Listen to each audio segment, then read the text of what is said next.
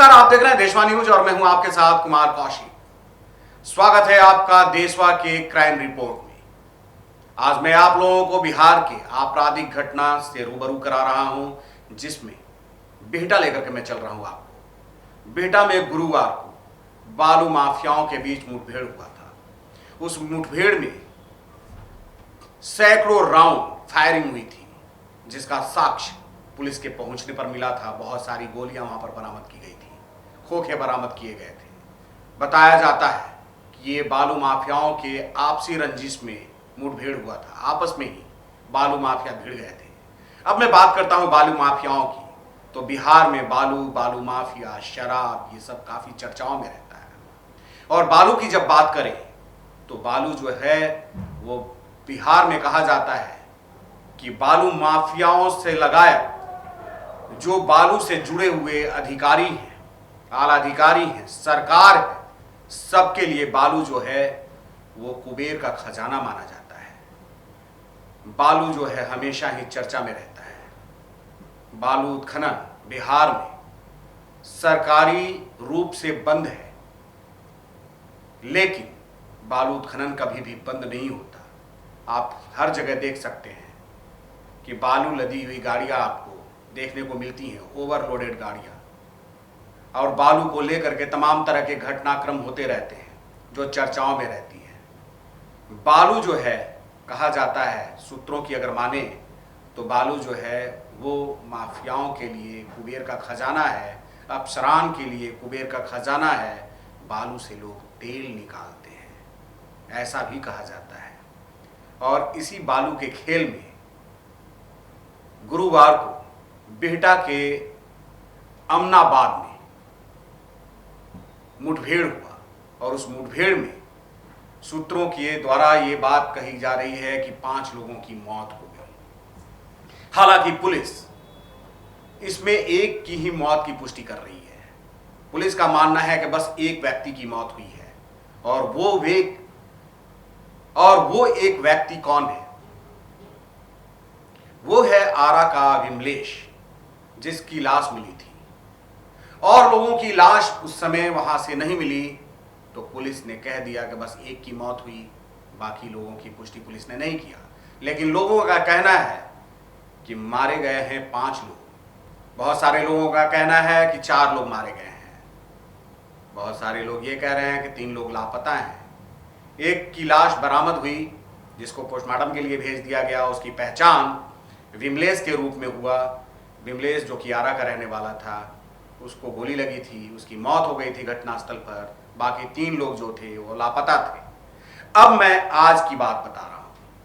आज पटना के एनआईटी घाट पर 2 लाशें मिली हैं। उन लाशों के मिलने से आसपास में काफी अफरा तफरी का माहौल रहा। लोग दहशत में आ गए। वो दोनों लाशें जो हैं मोटी रस्सियों से बंधी हुई थी। उन लाशों की पहचान हो चुकी है। वो लाश वही हैं।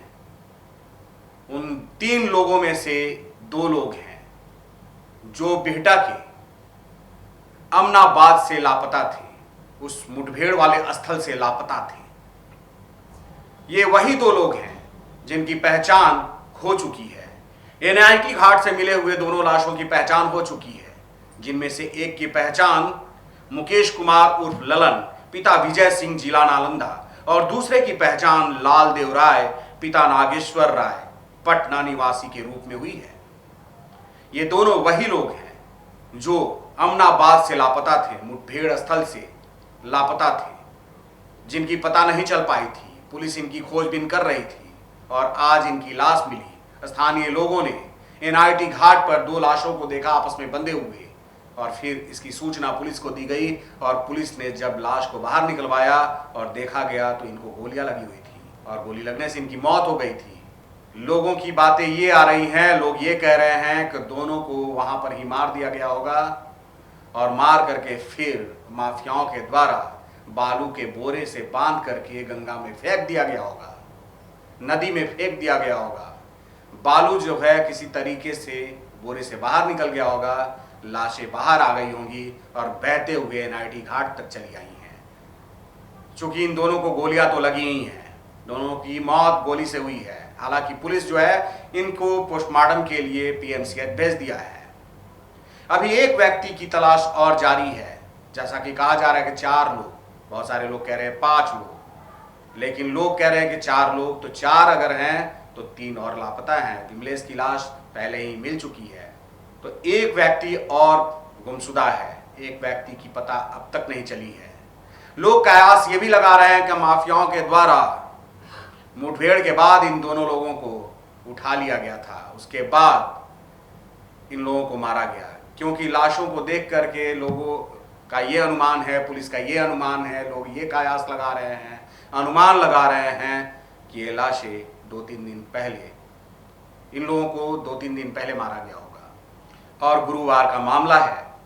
और बालू जो है हमेशा से ही मौत का कारण बनता रहा है। बालू उत्खनन को लेकर के तमाम तरीके के रंजिश होते रहते हैं, तमाम तरह की राजनीतिक चर्चाएं होती रहती हैं, आपराधिक घटनाएं होती रहती हैं। बालू जो है मौत का कारण है।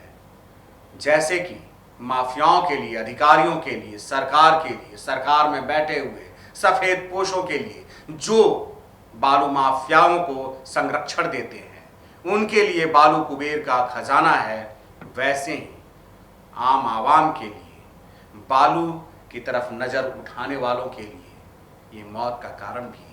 सैकड़ों राउंड फायरिंग हुई जिसमें 5 लोगों की मौत हो गई या 4 लोगों की मौत हो गई।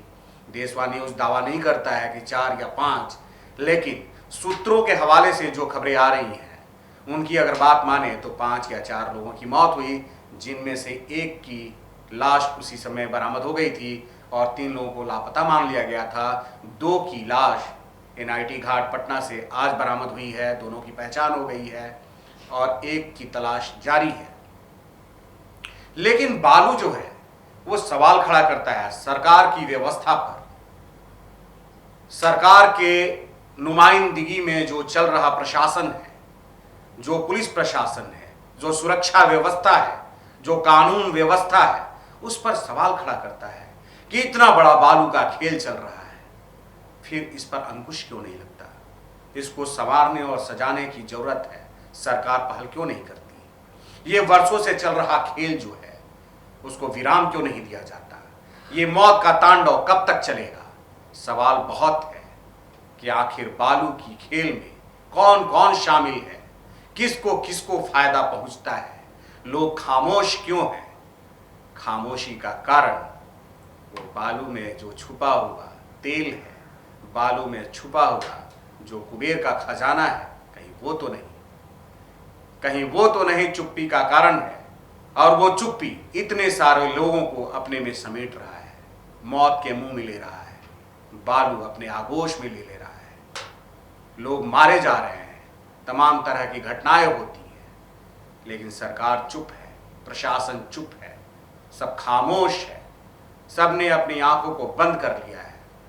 तो आम आवाम के मन में, इस बिहार की जनता के मन में तमाम तरह के सवाल हैं अपनी सरकार को लेकर के, अपनी प्रशासन को लेकर के, अपने आला अधिकारियों को लेकर के, संबंधित पदाधिकारियों को लेकर के, कि इतने वर्षों से चले आ रहे इस खेल को रोका क्यों नहीं जा रहा।